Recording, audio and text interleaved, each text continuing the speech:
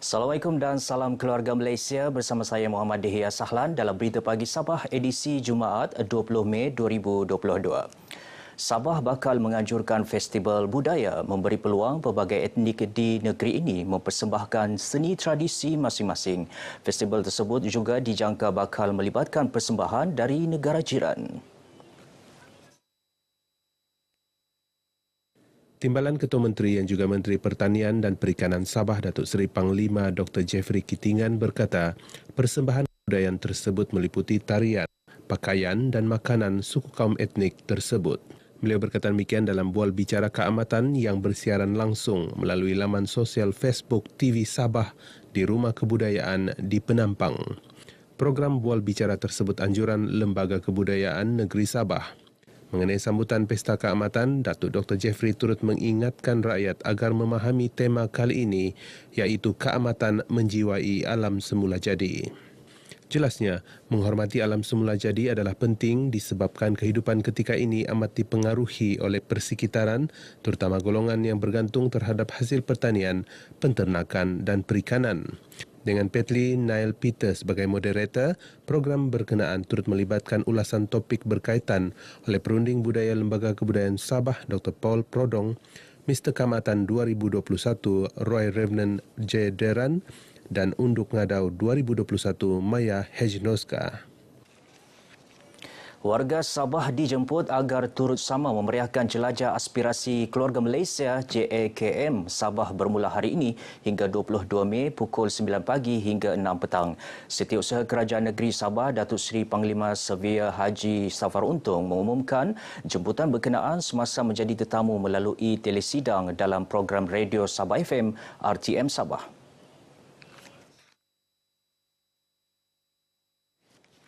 Beliau meminta agar warga Sabah mengambil peluang untuk hadir dalam program JAKM ini kerana terdapat pelbagai pengisian program yang menarik, khususnya bagi para belia yang sedang mencari pekerjaan.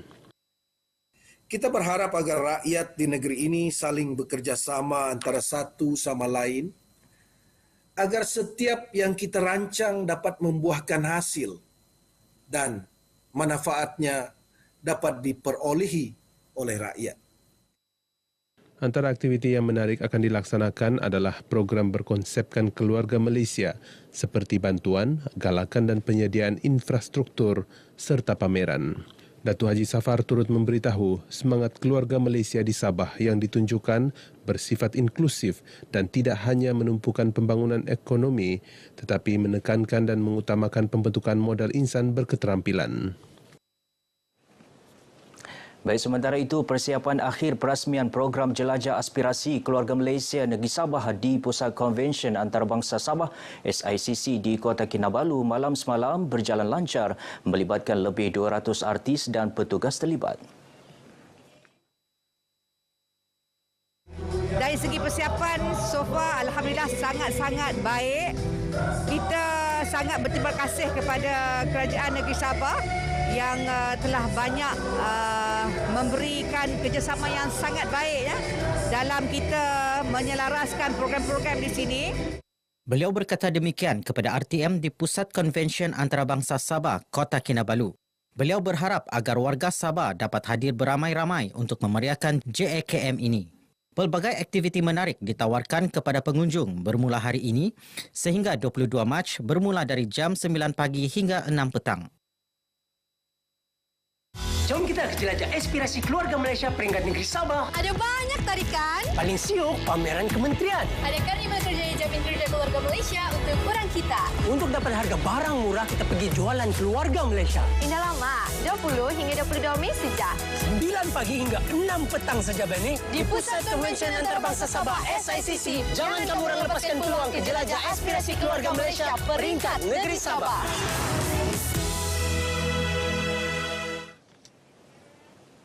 Baik, perkembangan semasa COVID-19, angka jangkitan di Sabah terus meningkat kepada 56 kes baharu semalam.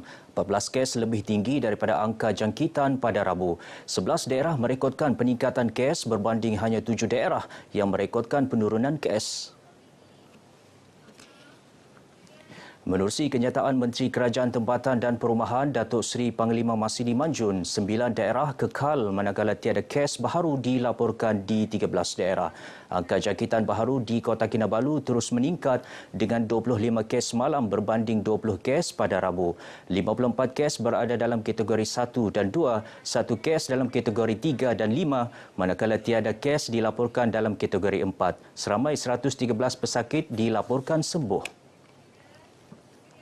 Seterusnya ikuti statistik terkini kes baharu mengikut daerah dan kadar vaksinasi bagi Sabah.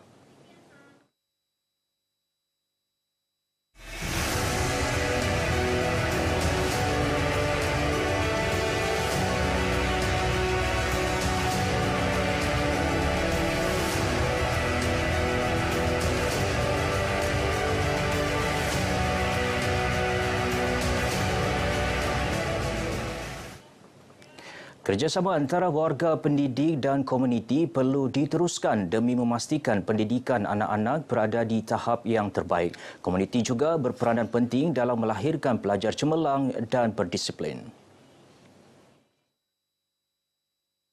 Saya ucapkan sekali lagi terima kasih kepada semua komuniti yang terlibat, kepada PPD Papar khususnya, dan kepada pegawai daerah Papar yang telah mengumpul semua agensi kerajaan, swasta dan juga NGO dalam program ini. Penglibatan komuniti itu adalah merupakan suatu yang dicita-citakan dalam sistem pendidikan kita. Penglibatan mereka membuktikan sokongan padu kepada warga pendidik untuk bekerja dengan lebih bersungguh-sungguh lagi dan mencapai matlamat pendidikan. Sudah tentu ialah kita menghargai peranan guru, kan? Yang mana daripada awal kita tahu program-program ini adalah kita menghargai peranan-peranan guru yang memberi ilmu pendidikan terutamanya kepada generasi, setiap generasi sehinggalah berjaya dan dapat berjaya dalam bidang masing-masing. Mereka ditemui pemberita RTM dalam program gerakan masa kembara kereta api Terima Kasih Cikgu peringkat negeri di stesen kereta api Kota Kinabalu.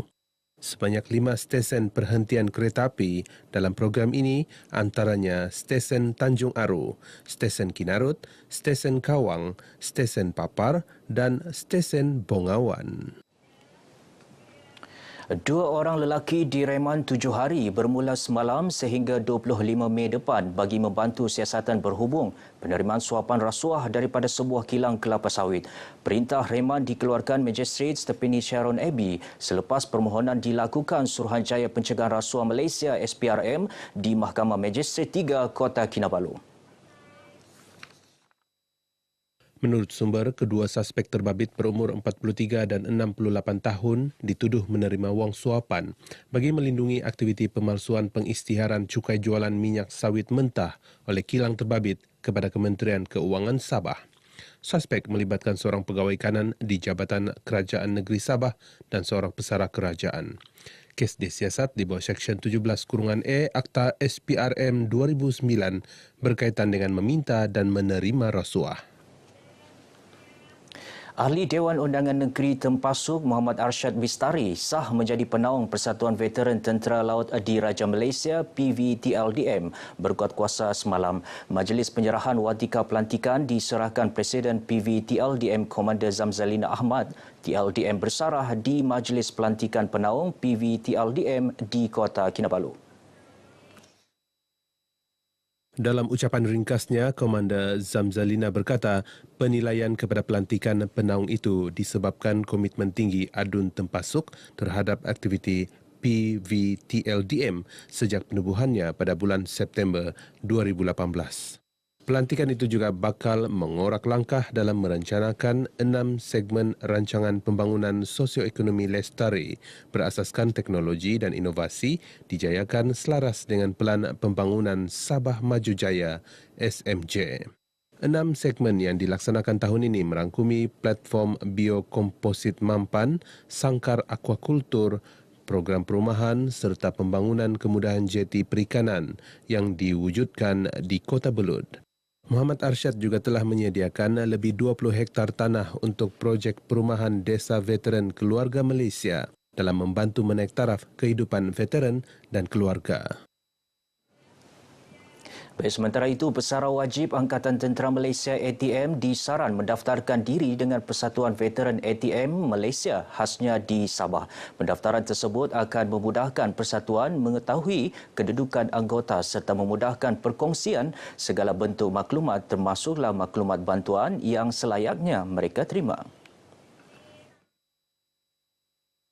Menurut Awil Kamsari, untuk pendaftaran dan penjelasan lanjut, pesara boleh hadir terus ke Jabatan Hal Ehwal Veteran ATM Negeri Sabah yang terletak di Kementerian Pembangunan Luar Bandar Persekutuan di bangunan KWSP Karamunsing, Kota Kinabalu. Beliau berkata demikian kepada RTM selepas majlis bacaan Yasin, doa dan tahlil sempena 100 tahun penubuhan PVATM di Masjid Negeri Sembulan di Ibu Negeri. Mendoakan rakan-rakan seperjuangan yang telah pergi mendahului kita, yang mana pimpinan-pimpinan yang terdahulu yang telah berkorban, berjuang, mempertahankan negara dan juga menubuhkan persatuan ini yang sudah mencecah 100 tahun. Majlis disertai lebih 100 orang ahli persatuan PVATM dipimpin Imam keempat Masjid Negeri Sabah Haji Amiruddin Haji Amir. Tenaga kerja terlatih merupakan aset penting dalam sesebuah organisasi sebagai menggerakkan organisasi tersebut. Justru latihan kaki tangan bukan hanya dibuat untuk membantu dalam kemajuan kejayaan individu seperti mendapat kenaikan pangkat tetapi juga merupakan manfaat kepada organisasi dalam peningkatan kualiti kerja dan penyampaian perkhidmatan kepada pelanggan. Ketua Konservator Hutan Jabatan Perhutanan Sabah JPS, Datuk Frederick Coogan berkata demikian semasa merasmikan penganugerahan Sijil Khusus Sijil Perhutanan Ranger Hutan KSPRH 2020-2021 dan Kursus Peralihan Ranger Hutan ke Penolong Pemelihara Hutan Grade G29 KPG 29 Siri 2 2019. Katanya JPS sangat memberi perhatian kepada latihan yang berkualiti dan terbukti dengan adanya pusat latihan sendiri yang bertempat di Institut Perhutanan Sabah IPS di Telupit. Beliau berkata walaupun kos mengurus dan operasi IPS menelan belanja yang banyak, tetapi ia dilihat berbaloi demi menyediakan tenaga kerja yang berpengetahuan dan berkemahiran dalam bidang perhutanan. Pada majlis ini menyaksikan 32 peserta menerima sijil kursus perhutanan Ranger Hutan dan 20 orang menerima sijil kursus peralihan Ranger Hutan ke Penolong Pemelihara Hutan Grade G29 KPG 29. Baik, sekian berita pagi Sabah kali ini. Saudara, bersama memeriahkan jelajah aspirasi keluarga Malaysia Negeri Sabah bermula hari ini hingga Ahad di Pusat Konvensyen Antarabangsa Sabah SICC Kota Kinabalu. Dengan itu, saya Muhammad Dihya Sahlan. Assalamualaikum dan salam hormat.